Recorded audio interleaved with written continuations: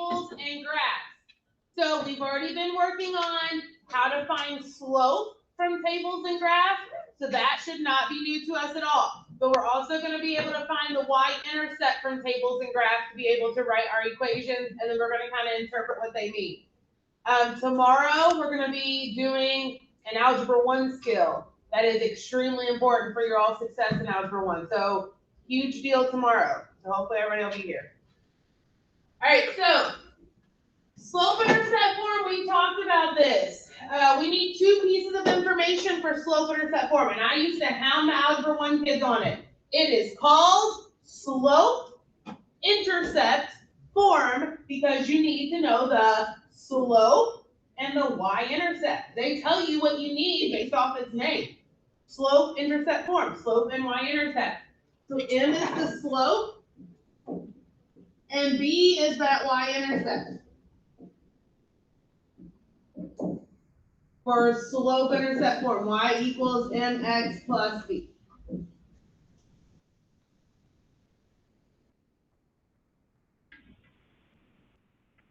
So if I ever say, hey guys, slope-intercept form, what do you need? You're going to tell me slope and y-intercept, because also, I don't think they get to it this year, but next year you're also going to have something called point slope form. And guess what you need? A point and the slope. So the names tell you what you need. Yes, sir. No, it's not a lot of things. Solving equations, solving inequalities, systems, graphing, quadratics, exponent rules. All right, tables. From a table, we can find our slope by either looking at the change in the y values and the change in the x values, or we can use slope formula. So y2 minus y1 over x2 minus x1. Or you can find the change, and in math, this means change, the triangle, change in the y over the change in the x.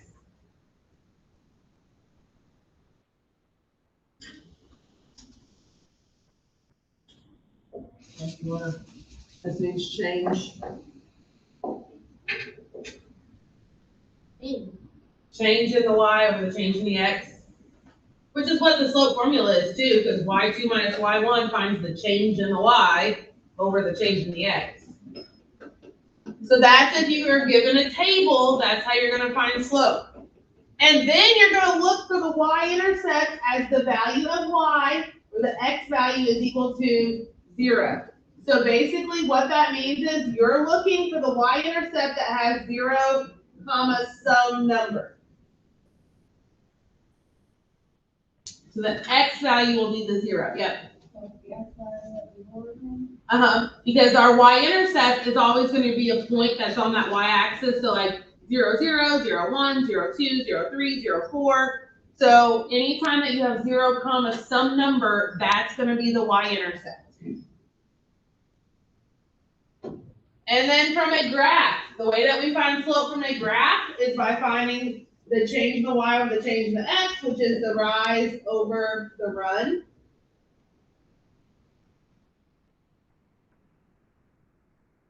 And then your y-intercept on a graph is where it crosses the y-axis.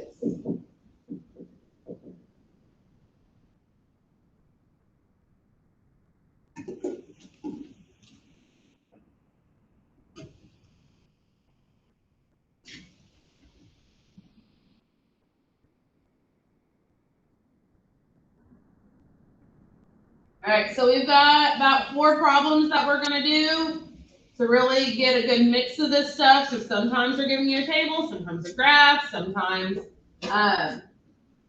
well, tomorrow they'll just give you 2 points. So a lot of stuff going on. All right, so the directions say practice writing equations from tables and graphs in the following real-world situations. All right, so it says Luke's family goes to the movies and purchases a large popcorn. They are deciding whether or not to purchase any drinks. The table below shows how much they'll spend based on the number of drinks that they decide to purchase. So part A says, what is the slope? All right, so they gave me a table. So I'm going to look up here at my table. And it says, from a table, we can find the slope by calculating slope formula, or the change in the y over the change in the x. Everybody agree? That's what it says. So on a table, the left side is your x, the right side is your y. Always. All right, so either A, you can choose 2 points. You can choose like 110 and 317.50 and do slope formula, or you can just count. When I did mine, because I always do this for you all, I just counted. I found the change in the y with the change in the x. So 625 to 10. Do I know how much that goes up there? 375. And then 10 to 1375 went up $3.75. And then you have to make sure though that they're all going up the same amount. So 1375 to 1750, that's 375 again. And 1750 to 2125, that's 375 again. All right, what's the change in the x? This one's easy. 1. So my slope is the change in the y over the change in the x. So it's 3.75 over 1, which is just 3.75. Or if Bregan's like, well, that took too much work to try to figure all of them out, he could just say, okay, no, I think I'm just gonna do this and this. So he did x1, y1, x2, y2. And he did 1750 minus 10 over 3 minus 1, which is 750 divided by 2, which is still 375. So either way, you could have found it. So either with slope formula or counting. Are there any questions about finding slope from that table? All right, what point would be the y-intercept, Preston? The 6.25. And this one right here is the y-intercept because of what? Because of the 0. So on a table, in the table column up here, it says, look for the y-intercept as the value of y where the x value is equal to 0. So the x value is equal to 0, so that means that this number is the y-intercept. So 6.25.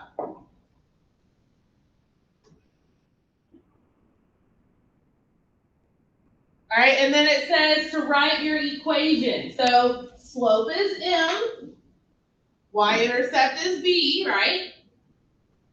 And the slope-intercept form is y equals mx plus b.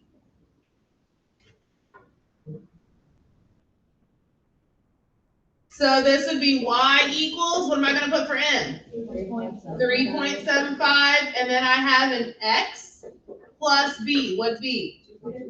6.25.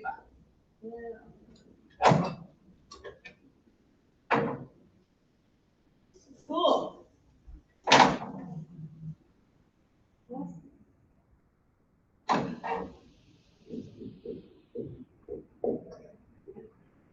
All right, so the next part, because these have 5 parts, it says, what does the slope represent in this situation? How much drinks cost? Because look up here, this tells you total cost, number of drinks. So it is $3.75 per, per drink.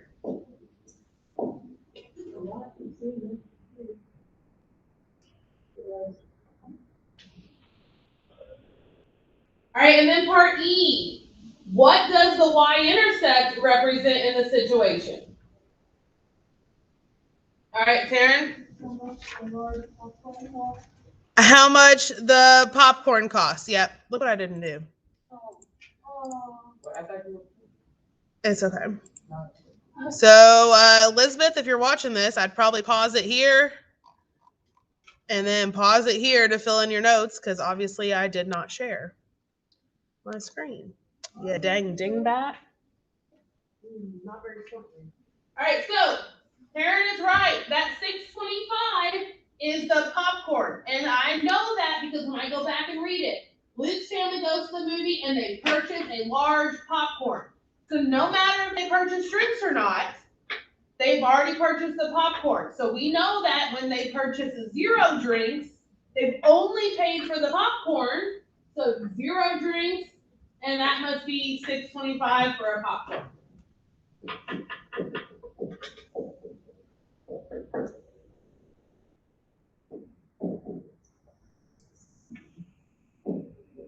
Which, guys, for a large popcorn, that's actually really cheap in movies. Just fair. For the. Sorry. I was talking. So that's actually really cheap for popcorn.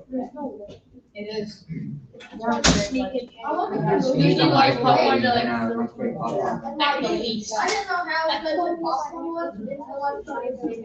All right, so let's flip it over. We're gonna go to the top here. So it says Betty's Bakery uses a chocolate chip cookie recipe that calls for a certain ratio of brown sugar to butter as shown in the graph. So it says, what is the slope? Well, it gave me 2 points because it already put the dots on there. If it didn't give you 2 points on a graph, you would look for where they perfectly cross through a corner. Because I noticed some people are choosing like this point, which that does not perfectly cross through a corner of the box. So you have to choose them that perfectly cross it. All right, so find slope.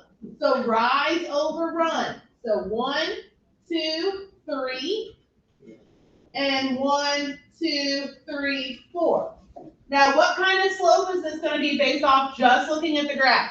Positive. Positive because it's going up. So my slope is rise, which was 3, over run, which is 4. Yeah. Yeah. So if you forgot how to find slope from a graph, on the front we filled it in. Yep.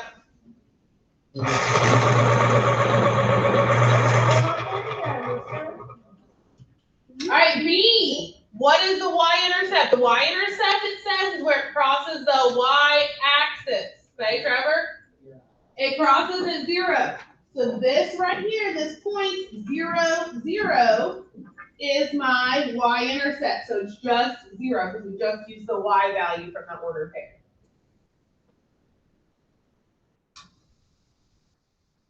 All right, and then my equation, y equals mx plus b. So y equals m 3/4 x plus b, but b is 0, so we don't have to put a plus 0 on the end.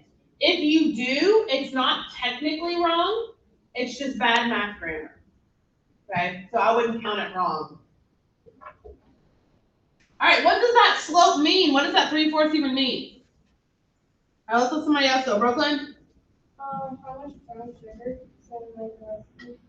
For what? Look at the graph. What's the labels on the graph? Butter. Butter. So it's 3, because I always go 3/4, so it's 3 cups of, what does it say? Butter. Brown sugar for how many cups of butter? 4. For 4 cups of butter. So if you ever struggle with labels, you're always going to find your labels either on the sides of your graphs or the top of your tables. Yes, Karen? Huh? E. So it's 3 cups of brown sugar for 4 cups of butter. Now, it does say, what does the y-intercept? And what did we say the y-intercept was? 0. So what does 0 mean? They didn't start with anything.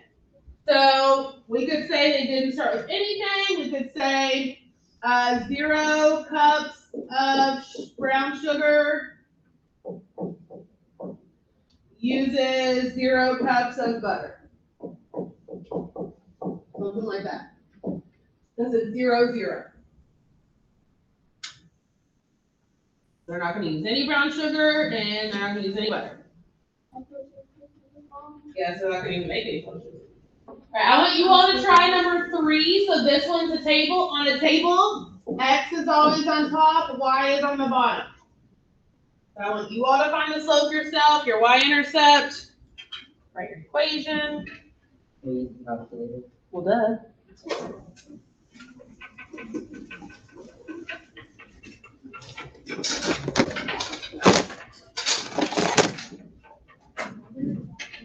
Mask one upside down. What? Mask this one upside down. It's a fashion statement.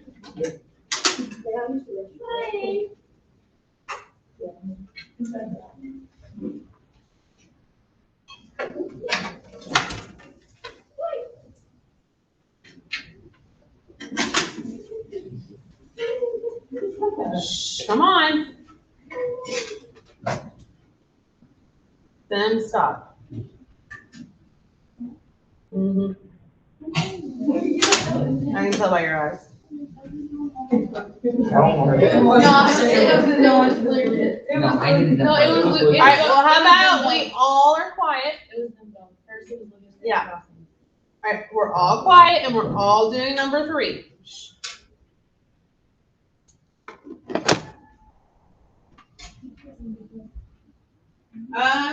Since they're word problems, you can have a decimal answer. Oh, yeah. So I would accept either on a word problem.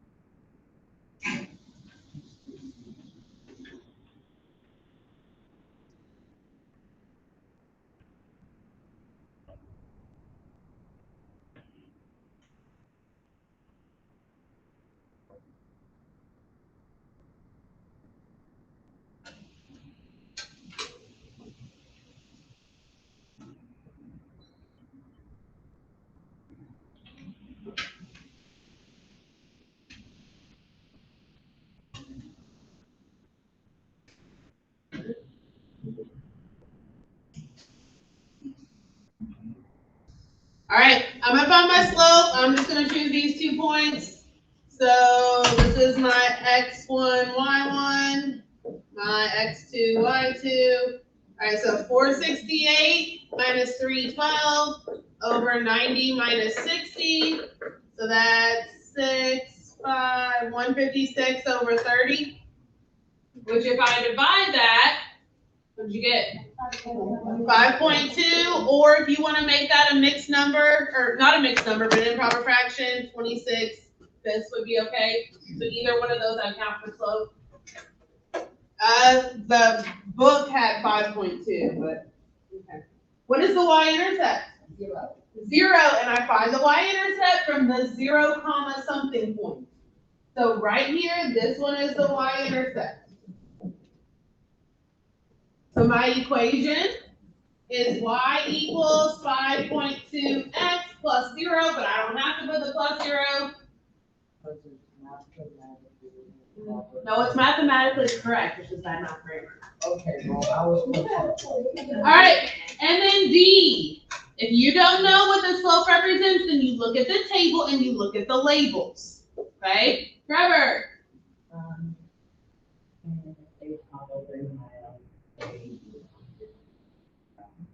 Okay, but I want to go based off the slope number. Because it's asking, what does the slope specifically mean? Specifically. Aaron? Okay, but you need to use the slope number, right? Eli? 5.2 5.2 gallons between the make it 20 travel 1 mile. Yes. Guys, look right here. Slope is 5.2. If I wanted to make that a fraction, I would put it over 1. So this is y over x for slope, right? Changing y over changing x. What's the y label? Gallons of fuel. And what's the x label? Miles traveled. Miles traveled. So that's why it's 5.2 gallons per 1 mile. If you use the 26 and the 5, then you would say 26 gallons per 5 miles. You have to use the label. So Ryan was on the right path, he just had his labels mixed up. So that's why you need to make sure that you're looking at y's and x's. So since slope is change in y over change in x, I say the y label, then the x label. Hey, what does the y-intercept represent? Trevor? 0 miles. Yeah, so 0 gallons used for 0 miles.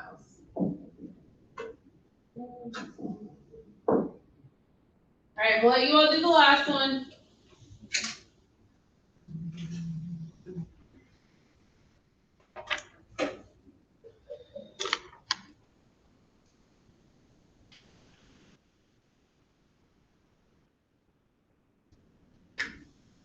They did it.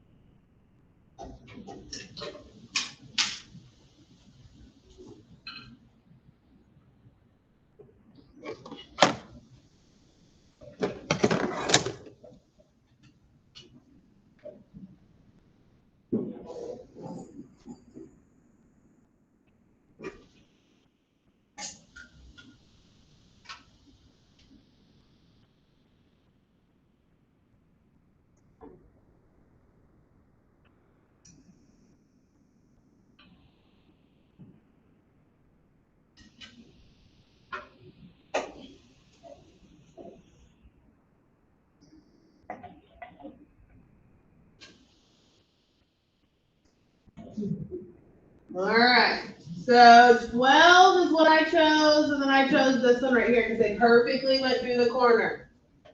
Look at the y-axis, it's counting by 3, so 3, 6, 9, 1, 2.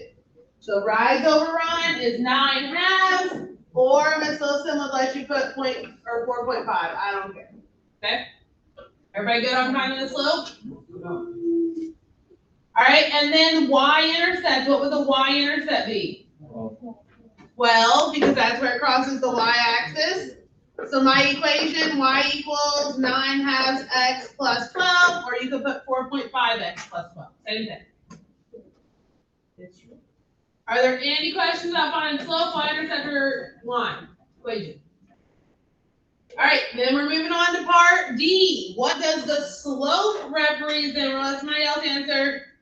How many games you put? Okay, but I need like label. I need numbers with labels. Just.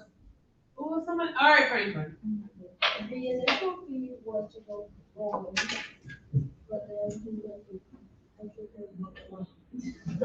What? How about somebody that speaks English? No, he rented All right. a cord for $12, and then he. All right, Sherman. Tell me about it. Tell me about it.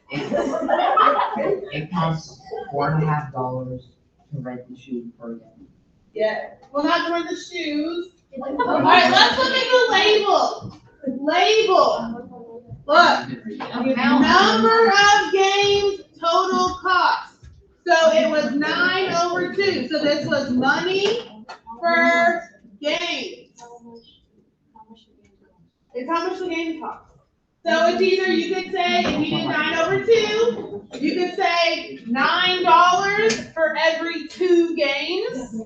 Or you could say that it was $4.50 per 1 game. Or you could say this is $9 for every 2 games. That's technically what I said, it wasn't. But yeah, you have to be specific because they're asking specifically what does that slope number mean? Yeah. Franklin confused me. My paper says that. I can read that. All right, and then the y-intercept. The y-intercept is that 12 number. Come on, it's my news, my news. I'm new. You're not new. All right, come on. Trevor's face. All right. Somebody random. You want somebody random. Audrey. How much are you all the shoes?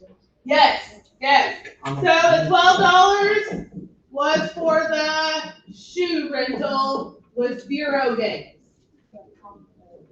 With 0. All right, little throwback here. How do you know if something is proportional or not? If it goes through the. If it goes through the origin, okay, it's a straight line, it goes to the origin. Anything else about it? Right? Not straight up. Not straight up. Well, yeah, And but, it wouldn't go through the origin if it goes straight up. Right? yeah. All right, Karen? Okay, that's good. The y over the x is constant, and it goes through the origin. It has to go through the origin in order for it to be proportional. So like that last one, number 4 up there, was that one proportional? No. No, because it went through 0, 12. What about number 3? Yes. Was it proportional? Yes, because it had 0, 0.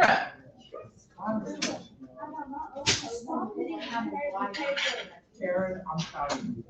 Good job, Karen. Oh, come on.